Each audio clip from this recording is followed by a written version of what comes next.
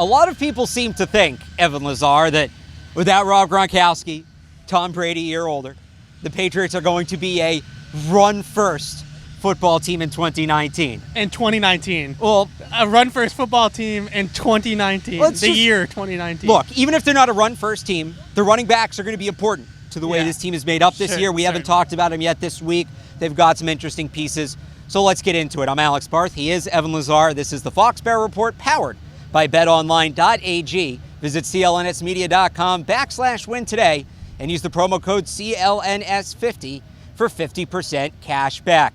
Evan, we got to start off with Sony Michel. Yeah. He hasn't been here any of the 3 days. He was not at the OTA practices we were present for.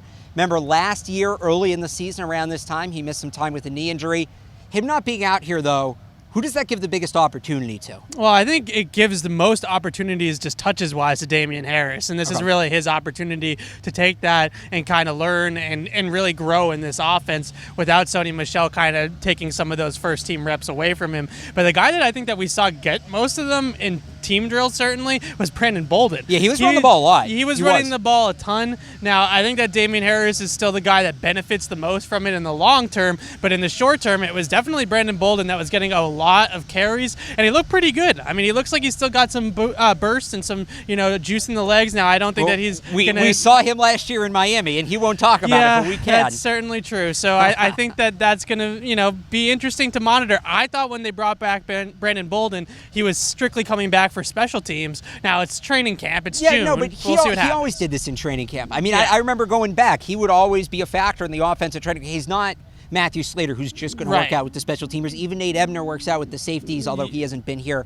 Certainly. We've seen Bolden at times be a factor in the running game. I want to get back to Damien Harris, though. Our first extended look at him. What did you think? Well, I think that it's coming along. I mean, it's the same with all of these rookies. Yep. I think right now, this is a teaching time of the year, and right now they're just trying to get him sped up into the offense and get him comfortable in the offense.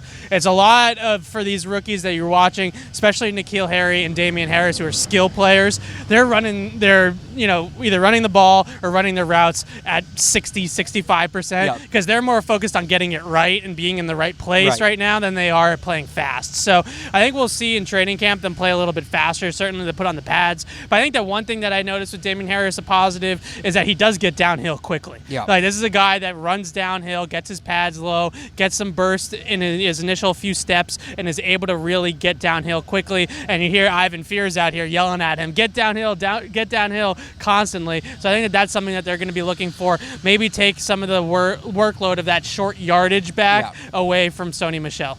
All right, real quickly here before we wrap it up, Rex Burkhead. Some people think potentially could be on the outside looking in. Yeah. Anything you saw this week, one way or the other, to indicate where he stands with the team right now? I think he looks good out here. I mean, I think that the thing with Rex is that he's certainly good enough to be on an NFL roster and to be on this roster. So it's really, I think cutting Rex Burkhead is out of the question. Now, if they can somehow get some trade value out of him, I could see it. But this team really, down the stretch run last year in the playoffs, kind of told us what they thought of Rex Burkhead. Yep. He was out there a ton in the playoffs last year, and it's really the versatility to be able to catch the ball out of the backfield and tote the rock. I think they like him better than James White and better than Sony Michel as a dual threat running back, a true dual threat guy. And I think that that's what you're seeing out here too. Let us know what you think of the Patriots running backs in the comments down below or on Twitter at PatriotsCLNS.